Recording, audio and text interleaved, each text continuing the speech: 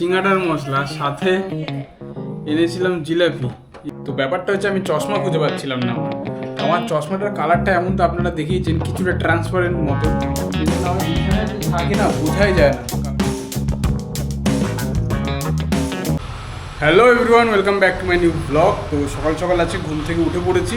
ঘুম থেকে উঠে বেশ কয়েকটা কাজ ছিল, সেগুলোই করলাম। করে এখন একটু খাবার আনতে যাচ্ছি। সকালবেলা খাবো হচ্ছে পরোটা, মানে পেটাই পরোটা, যেটা আমার খুব ভালো লাগে খেতে। তবে আজকে যেহেতু মঙ্গলবার, আজকে মিষ্টির দোকান থেকেই আনতে হবে।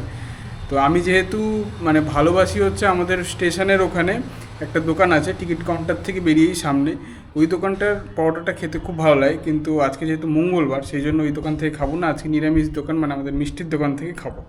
তো যাই দেখি, নিয়ে আসি চপ করে। বড্ড খিদে পেয়েছে, অলরেডি 9:30 বাজে। খেয়ে দিয়ে এখন যাব হচ্ছে আঁকাতে। আজকে দোকানে যাব না এই বেলায়, কারণ ওই যাকে আঁকাতে যাবো, মানে আমার দিদিমণির ছেলে, তার স্কুলের কিছু কাজ রয়েছে।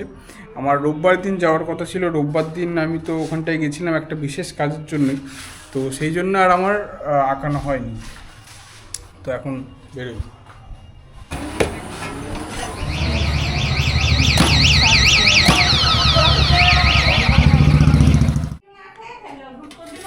আমি এখন নিয়ে এসেছি পরোটা। তো এই যে সব নিয়ে চলে এসেছি। 150 পরোটা, বেশি খাবো না, একদম গরম গরম, কড়া করে ভেজে দিতে বলেছিলাম, ভেজে দিয়েছে। আর সাথে তরকারি।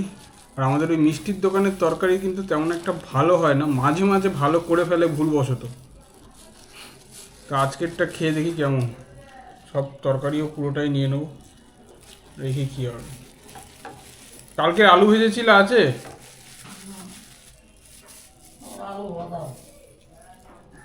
আবার বাদাম ফাদাম দিয়েছে আজকে।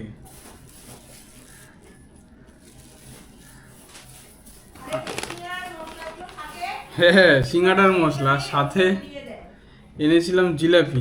এই যে দুটো জিলাপি নিয়ে নিই, ব্যাস খাওয়াটা শুরু করি। কি ফেলে দিলাম?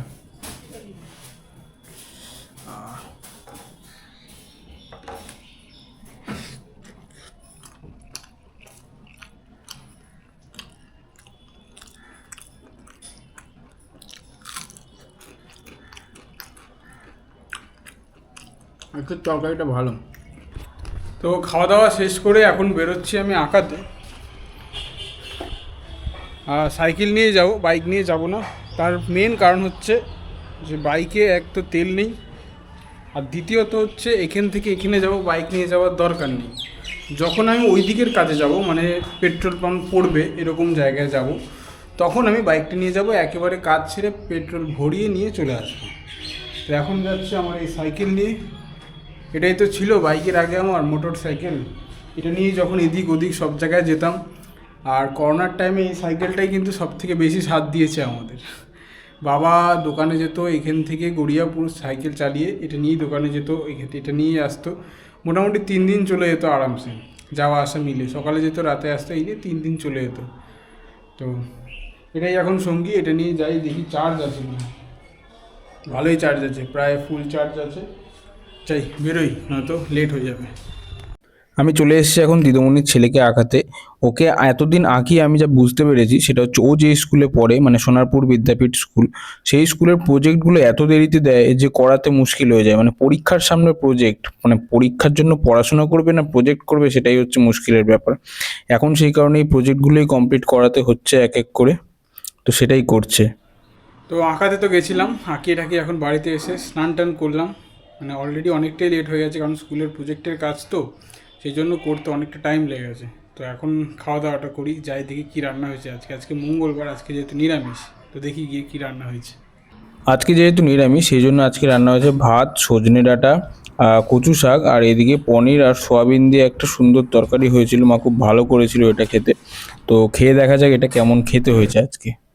সবাই মিলিয়ে একসাথে খেতে বসেছি, আর আমি ধুরন্ধর দেখতে দেখতে এখন খাবার খাচ্ছি আর কি। তো আমি এখন বেরোচ্ছি দোকানে যাওয়ার জন্য। তো বাড়ি থেকে মানে খাওয়া দাওয়া করে এতক্ষণ তো আমি ভিডিও এডিট করছিলাম, এখন ভিডিওটা ছাড়বো, আপলোড করব। তো ব্যাপারটা হচ্ছে আমি চশমা খুঁজে পাচ্ছিলাম না আমার। তো আমার চশমাটার কালারটা এমন, তো আপনারা দেখিয়েছেন কিছুটা ট্রান্সপারেন্ট মতন, সেই জন্য আমি বিছানায় যে থাকি না, বোঝাই যায় না কালারটা। এখনও ভিডিওতেও কেমন যেন একটা অস্পষ্ট বোঝা যাচ্ছে। এরকম বিছানার মধ্যে থাকলে দেখাই যায় না কোথায় রয়েছে চশমাটা। তো যাই হোক, আমি এখন রেডি হয়ে গেছি। রেডি হয়ে আমি আর অরূপের ভাই যাব এখন দোকানের দিকে। 6:05 ট্রেন ধরি জেনারেলি, কিন্তু 6:05 ট্রেনটা পাবো না, 6:15 ট্রেনটা ধরেই যাব। ভিডিও এডিট করলাম, একটু সময় লেগে গেল। যদিও ভিডিওতে এডিট করার মতন তেমন কিছু ছিল না, তাও আমার গাফিলতিতেই একটু ফোন টোন ঘাটছিলাম আর কি, সেই জন্য। আর কিছু কিছু ভিডিও আমি দেখছিলাম, একটু দেখতে লাগে আর কি কিছু কিছু ভিডিও। মানে এমন নয় যে আমি যেটা করছি সেটা ঠিক করছি, তা তো হতে পারে না সবসময়।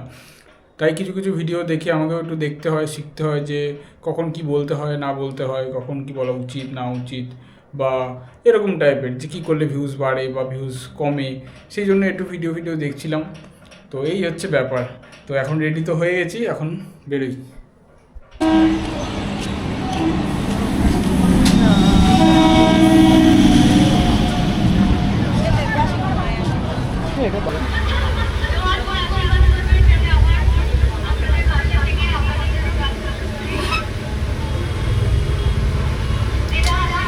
সোনার দাম কিন্তু আস্তে আস্তে নিচের দিকে যাচ্ছে, তবে আমি বলবো, রেকমেন্ড করবো যে এই অপেক্ষাটা করবেন না যে আরও নিচে যাবে, পরে কিন্তু বেড়ে গেলে আপনাদেরই সমস্যা। মেন গেট দিয়ে দিয়েছে 800 টাকা স্কোয়ার। মেন গেট মানে কি পুরোটা সমেত কাঁচপাত সমেতই হয়েছে। হ্যাঁ, বাইরে কারো দিয়ে করালে অনেকটা কমই হতো, কিন্তু এই টাকাটা দেওয়ার ব্যাপারটাই তো গন্ডগোলটা। ও একেবারে ইএমআইয়ের মতন সমেত করে দিচ্ছি। আজকে মোটামুটি ভালোই কাস্টমার হয়েছিল, কোনো বোরিং ফিল হয়নি। তো এখন আমি আপাতত বাড়ির দিকে যাব, খাওয়া দাওয়া করব, খাওয়া দাওয়া করে ঘুমিয়ে পড়বো। তো টাটা, আজকের মতন এই পর্যন্তই। বাই, দেখা হচ্ছে আবার পরবর্তী ভিডিওতে।